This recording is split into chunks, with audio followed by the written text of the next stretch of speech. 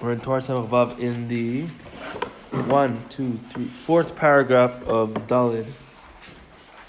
Yesterday we talked about that the concept of a person's speech, the shleimus of dibur gets stuck in his throat. When it gets stuck in his throat, it cannot come out. Then, therefore, if it cannot come out, therefore nothing can come into actuality. But if it comes out, then things that he says could actualize things in life, because he explained that everything you think goes in a very dakus way into your speech. Everything you say goes into the action in a dakus way. So the more your speech is in shleimus, then it could bring out into actuality more things. Okay. We said that specifically, in order to bring something out properly, the dibur is nothing by itself. It has to have the dekurot of the dots on letters. And dots and letters make the letters actualize. Why? Because if you have a Hebrew letter without any dots, you can't even say what that is. Like if you have an aleph without any dekurot, it's nothing. There's no sound. There's no sound. It's nothing. There's no. It's just a potential type of thing. What Zohar said. Okay, so now we said that in accordance with. So we said Nekudat HaKesef. We said, as a pasuk says, Nekudat HaKesef. Therefore, Nekudat in Baruch Ness represents desire. So therefore, when you have desire to the things you're saying, then they're able to actualize things more. Okay, and how do you get desire? Is when they bring upon from above menias, meaning in accordance with the amount of blockages, the person obstacles you have for a certain thing, that'll build up the desire to break those obstacles. So the obstacles are actually different. The obstacles are for you to bring desire, to bring what you really want out. The emes. That's it. Look at all the obstacles. Every time you have a new obstacle, you have to break you have to get to a new level of shleimus in your dibur, to bring out things the poel. Okay, so now, zebechinat tet nekudin, tet rekin. These are the 9 nekudin, the 9 different types of how do you say nekudis in English? Vowels, yeah. Which are the 9 heavens it talks about. Okay, nekudos and bechinat rekin. Nekudos, vowels represent firmaments, which are called menios. Okay, menia bechinat rekia. Are they 7 or 9? So here it says 9. It's an interesting thing because you learn in the other places it says a 7. So where's so in the nekudos you have 9 nekudos. If you don't, I guess you don't. There's no malchus. Is it like 2 that are doubled up or something? I think maybe there's no malchus. Let me see. Keter chochma bina. Actually, I don't think it was it. Keter chochma bina. 1, 2, 3, 4, 5, 6, 7, 8, 9. Yeah. 6, 7, 8, 9. The way it counts the 9 is there's no nekuda for malchus. The last one was shuruk, which is also called malafum. Okay, which represents the yesod. Yeah, no, the shuruk is this one. It is the vav with the dots. The shuruk. Yeah. No, malafum is shuruk. It's the same thing. Same thing. Yeah. I thought we had two names for it. It's the cucumber. We had Yeah. two names for it. It's cucumber. Malafafon. Oh, malafon. Close. Okay, the Torah Cucumbers, malafafon. Torah Lamadalad, it talks about the malafum. It talks about why the yesod is connected to this thing. There's a whole discussion there. We learned it one time back in the day, but it discusses the malafum. So malafum is the yesod. So l'chor from here to here you have 9. Okay. So that represents. So we're going to see that the nekudas are also considered rakiyas. Why? So menia b'chinat rakia. A menia represents a rakia, which is a masach, which is a screen. Shemafrish u'misech lifnei ha'adam. It's a screen that goes before the person, and mon'o min davar, and it stops you from the thing that you want. A screen. Like this is a masach. Like a masecha. Oh yeah, like also like a mask. You know, they have it in the. Some people wear the mask sometimes. Call them masecha. Okay. It says in the pasuk, Elokei masecha lo ta'aseva. That's Avodah Zarah.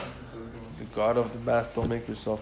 Yehi rakia Vayihi mavdil. So it says God made the rakia, and that was the separator between this place and that place. Therefore, the rakia represents a separation, a barrier. Shrakia b'chinat meniya shemafrish mavdil ben choshek ve'nechshak. It separates the one who desires from the thing he desires. Al ken gam eretz nikrat rakia. So too the land is called the rakia, as it says l'rko aretz alamayim. We said, okay, ki gam eretz hi shetach mavdil mafrish. The land is a terrain that separates from what above and what below it. Okay. So the shorish just means to separate from rakia. It's a separator. Yeah. So actually, it's interesting because why is he mentioning the land here? Because we're saying the chora, it's not part of the 9 rakiyas, but it's part of the land represents the malchus. So the 9 rakiyas is the first 9 spheres. The land is the malchus, is also separated, but it's not part of the 10 rakiyas. Okay. Okay, atet nekudas and bechinat rakin ki nekudas nasin al de cheshek. The nekudas are made through cheshek. Ve'ikar cheshek al de meniya. The main desire is through the thing that's blocking you, which is the rakia canal. V'yesh tet nekudin tet rakin ki yesh kam bechinat behanecheshak.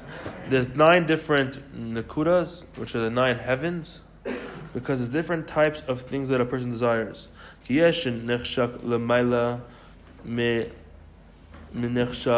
you have one above the other. You can desire one thing, you desire another thing, and there's levels within what you desire. In accordance with the great levels of the thing you desire. So too you have to have the strength of the thing that you desire. Therefore, you have a very big maniyah. And through this, you get the nakuda. See, it's from kamatz until shuruk, which is the malachum. It's one above the next. One heaven above the next. One desire above the next. In accordance with the thing that's being desired, there has to be a relative desire towards that thing. Which is the nakuda, which is the rakia. Because the nakuda is created through the rakia, which is the meniya. Okay, when you get to the highest level, which is the keter, which is the kamatz, you have a desire for the kamatz. So kamatz is kamitz usatim. It means hidden away. Okay, what's kamitza? So when you grab something with your hand, so it's hidden inside the hand. Okay.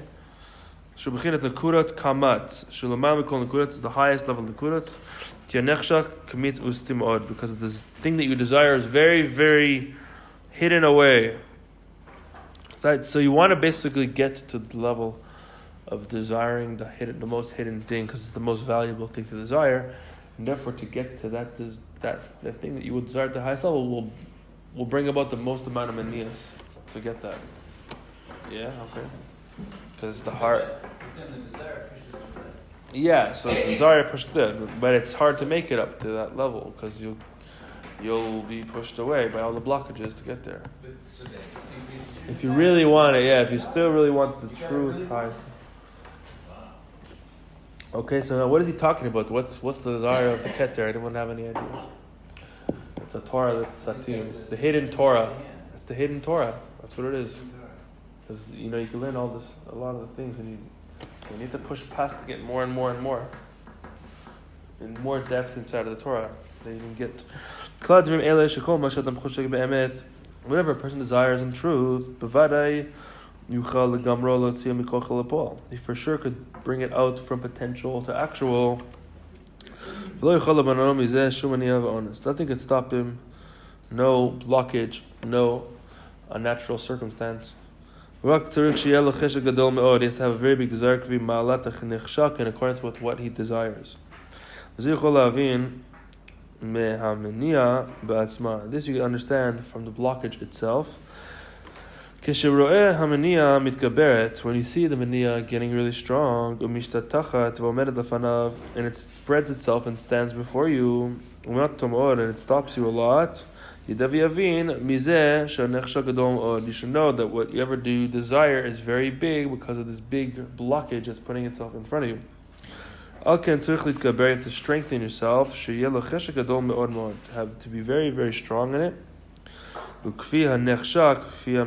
accordance with what you desire and the blockage that's stopping you from getting it. Then for sure you could do it. Okay. כי לאדם לפתור את עצמו, למצוא לעצמו תירוץ על ידי המניע לומר שהוא חפץ לעשות אותו דבר רק שאי אפשר לו מחמת מניע והאונס. Don't come and make excuses that I really want this thing, but it's too hard for me to get it, therefore I can't do it. על כן יהיה נחשב לו כאילו עשו. Because then it's as if you did it. As the sages say, חשב לעשות מצווה. Because if a person wanted to do a mitzvah and then he became an ones, okay, which means a forced situation came that stopped you from doing it. Okay, you wanted to do a certain mitzvah and then an unnatural circumstance came about that stopped you from doing it, and there's no way for you to do it, right? Okay. So it says you didn't do it. The Gemara says it's as if you did it. You had the desire. Yeah. Why? If a person actually has an honest and unnatural circumstance, then it's considered like he did it, as the sages say. But all this is only talking about someone who wants to be yotzeh. I fulfilled what I need to fulfill. Okay, fine, you did it. But then you're yotzeh in it. Because what could you do? You have an honest. It's too hard of a situation. You can't do it. Whoever doesn't want to go out. He wants the mitzvah in it of itself. Or the thing that he wants to do in Kedusha. He really wants that thing itself.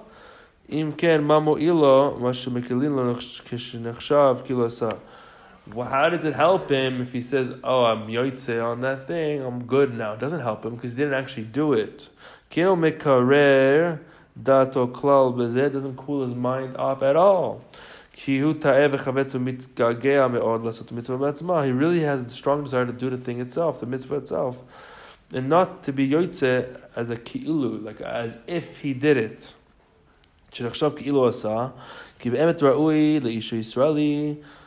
That an Israelite man, it is fitting for him that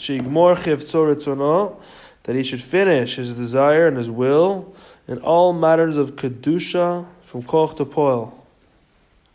Therefore, if you really want it be'emes, they don't make karer dato klal. He doesn't cool off his mind at all. With the fact that if he's honest, it's as if he did it, then he for sure will do it. And bring it from koch to poil. You're going to break all the things that are holding you back and all of the unnatural circumstances. They only come for your cheshek, your desire. And when you have your desire, they're fitting for that thing. Okay, then the honest and the mania become nullified. Okay. But when you have the ability, then you don't get the free pass? Meaning to say, you could say, I want to do this thing, but the situation in front of me made it impossible for you to do it. Okay, so then you could say, fine, the Gemara says if you wanted to and you couldn't do it, then it's as if you did it. Yeah. But you say it's not good enough, because really, that should bring a stronger desire, and you actually do it in truth. You actually could do it. Okay? This is what it says, Vayared Mitzrayma. When the Jews went down to Mitzrayim, it's Anus al Pia Dibur. Okay, Anus means a forced situation on the word of speech. What does that mean? Kisha Dibur Yared Mitzah Garon. When your speech goes down in your throat, which is the Galut Mitzrayim. Okay? Azayhu Anus al Pia Dibur. Then you're in a forced circumstance in relation to your speech. What does it mean? You don't have any vowels to your letters now because your speech went into your throat. Ben to Mitzrayim, because Mitzrayim is the constricted place of your throat. You cannot take it out from the part of your throat. All the manias and anasim come from that thing. What do you say? Hence I had the great tza'aka from the heart. Yeah. Yell from the heart. Exactly, and this is what it says. That through your person's speech not being in a complete state, through that he's in a forced, unnatural circumstance that stops him from doing what he needs to do. As it says, since the person needs other people, his world turned dark. The word dark, chashach, is the same word as menia, a blockage, as it says in the pasuk. Lo chashach memeni, lo chasachta et bincha. Which means when you need all the other people, then you have blockages. So the blockages come from not being be'emes, which means your speech is now in the galus. And this is what it means. So the world. Play on words, sort of choshek and chasach. Yeah, exactly. That's what he's doing here. He's showing you that there's a correlation. Right. That a lacking of some sort is also choshek. Right, exactly. Yeah. And this is what it means. The world is dark for him. You're between the world. As a yesh lo meniyot, you have blockages, and you cannot pray in emes because you need other people. It's better for him to pray by himself. If a person doesn't need other people, he doesn't need anything from other people, right? No honor, no money, no, all these different things. He can stand with 1,000 other people and pray in truth to Hashem alone. He doesn't need anyone else, not for parnas, not for kavod, not for anything else. He's only relying on Hashem, and this is what it says: "Ma'aseh b'chasid echad shehiknitatu ishto v'lach v'lan." His wife got angry with him. Yeah, what was it? Was Erev Rosh Hashanah. Yeah, and he went to sleep in the base of Kavaros, not to be tried by anybody, in general. Yeah. And he heard two. He heard the spirits talking with each other. Spirits talking one with another. Yeah. And they told about secrets that would happen later on. And that year, what's going to be in the year? Whether or not this crop would go okay, the rains would come. Right. They're talking about Parnasa, as the Gemara says. His wife got angry, is Charon Af. The two ruchas we said, the higher one and the one in your body, which is done through the sweetening of the Charon Af, the anger, which is bringing from Koch to Pol, and this is the Talui in the concept of Parnasa, because then you break from Koch to Pol. He did not reveal more how the whole Torah is in the Gemara here. Okay, that's the end of that. Okay, now